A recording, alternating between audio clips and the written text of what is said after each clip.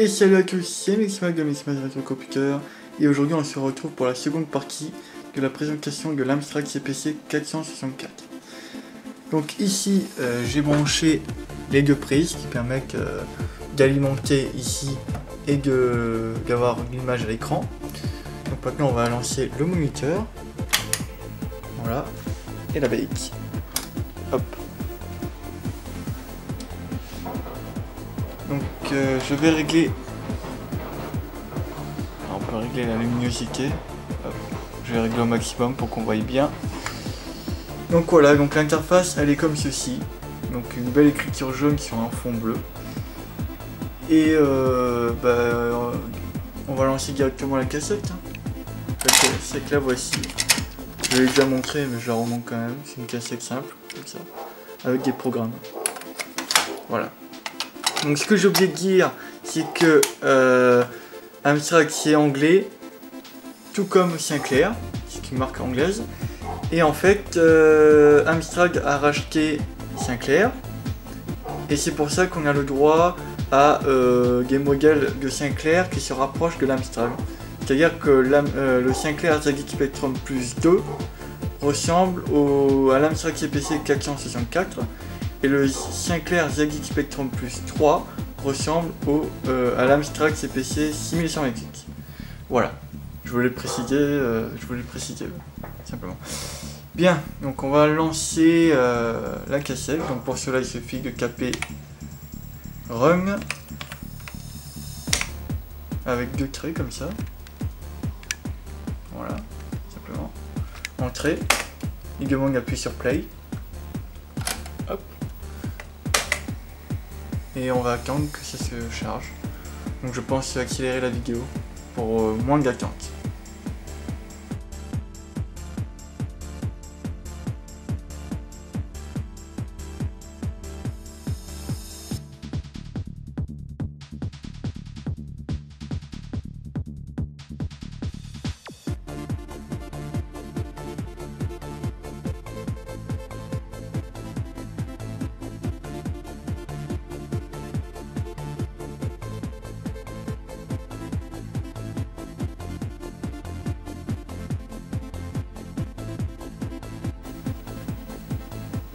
Donc voilà, ça s'est chargé sur la mémoire de l'Amstrad.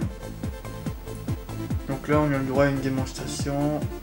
C'est pas un jeu, c'est pas un programme, c'est juste une démonstration des différentes technologies qu'il y avait déjà embarquées dessus. Donc les graphismes, le son, etc. etc.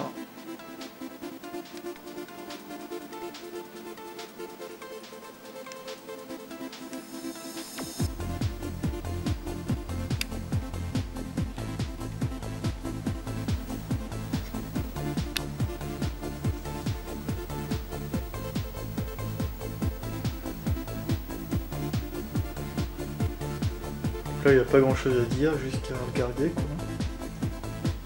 Simplement. Donc là une animation.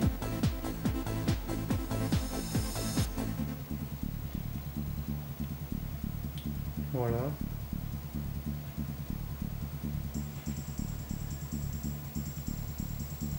Ici il y a un exemple multicolore.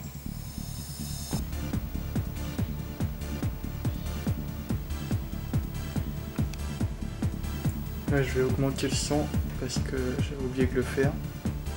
Parce qu'il va y avoir du son. Hop.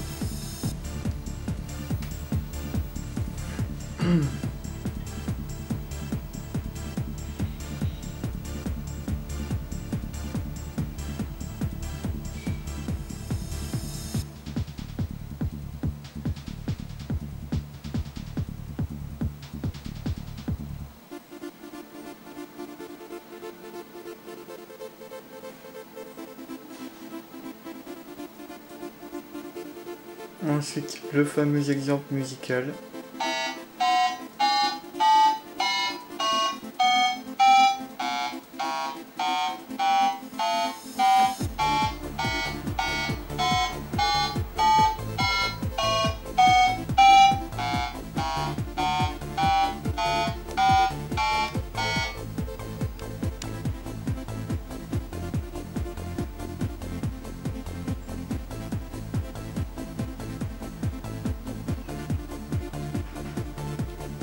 Donc là on a un exemple de tableau.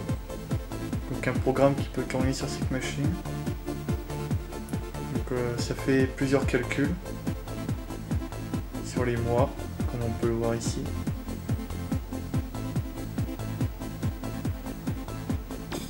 Avec le total à droite.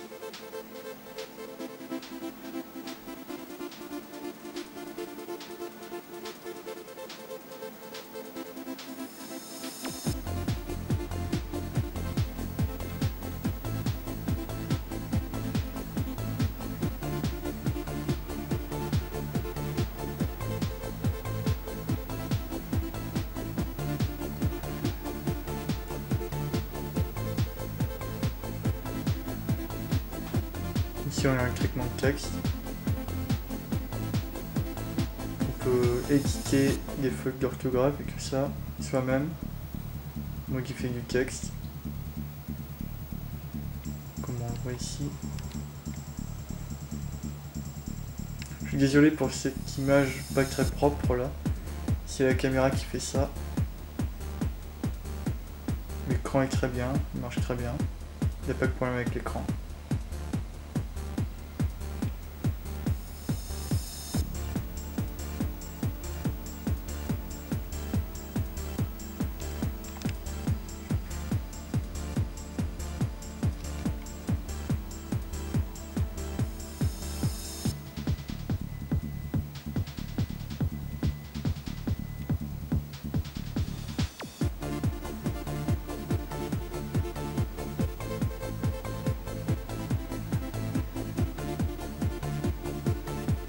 Ici on a une belle image, une animation sympathique.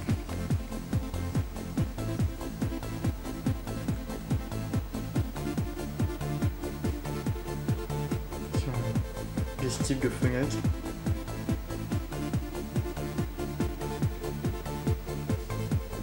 Ça je sais pas trop ce que c'est.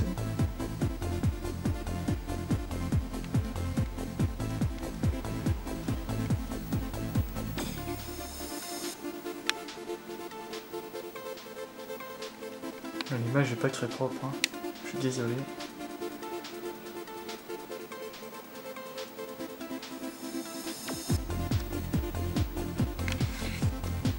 Tout en diminuant un peu la luminosité.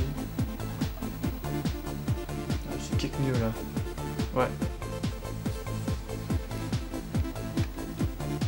Il y aura moins de lumière sur l'écran.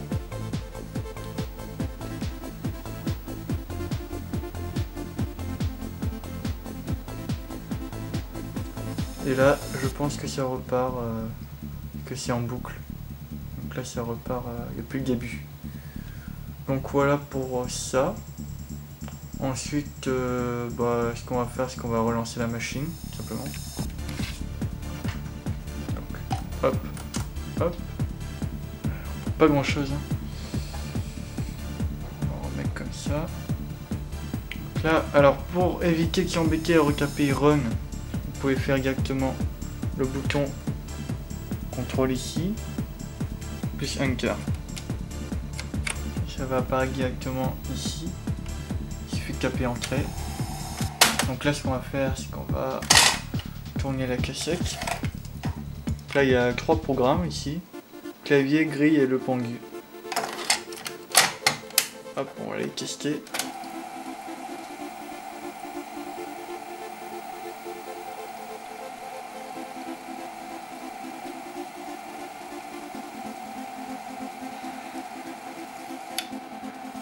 Hop, on remet le counter à 0, une habitude.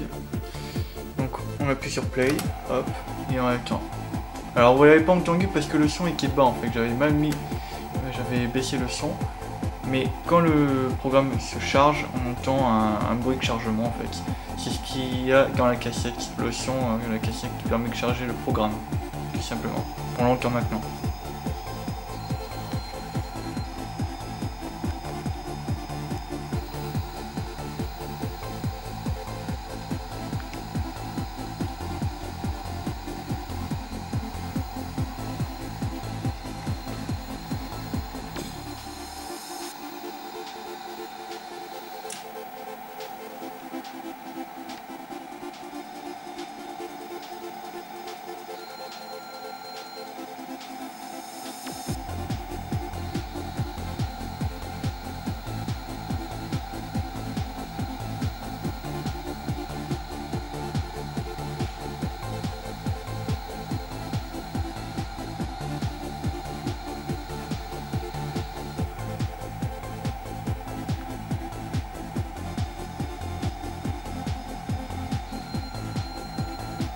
Donc là je pense que le chargement va être moins long que le chargement de la démonstration qu'on a vu tout à l'heure.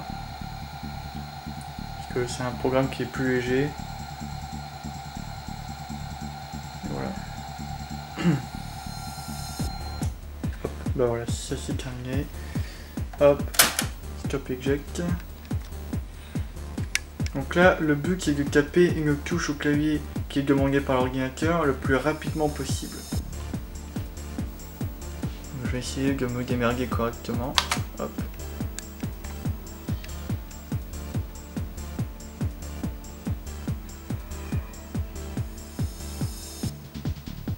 C, hop.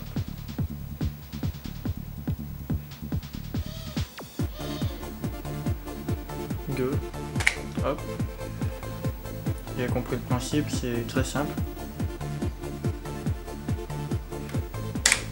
Le but étant, bien évidemment, d'aller le plus vite possible. S, hop. Bon, bah voilà, on peut continuer comme ça éternellement. Voilà, on continue un petit peu encore. Hop, L, 0,70.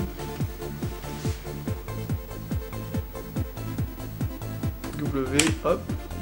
Pareil, même vitesse.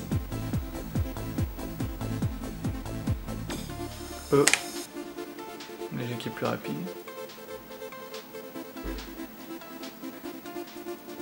Enter. Ah. Voilà. Bon bah vous avez compris le principe, on va couper. Hop. On relance et... on va peut-être charger le jeu d'après. Ouais. Hop, c'est reparti pour un chargement.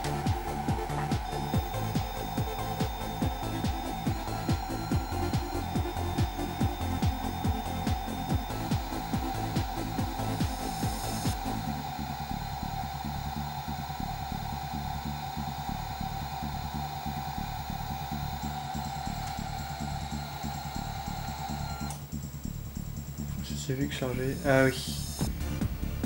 Alors malheureusement je vais pas pouvoir vous expliquer ce qu'est ce jeu parce que je n'ai tout simplement pas compris comment ça fonctionne. Donc on va essayer de comprendre quand même. Appuyez copie pour ajouter ou enlever un point. Prenez les touches curseur pour déplacer le point qui flash. Bien, on va appuyer sur copie. Ouais, ça s'est mis en surbrillance.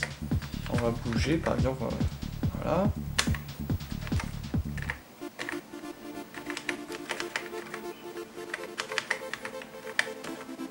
Bon. Et alors? Qu'est-ce que ça change que je fasse ça?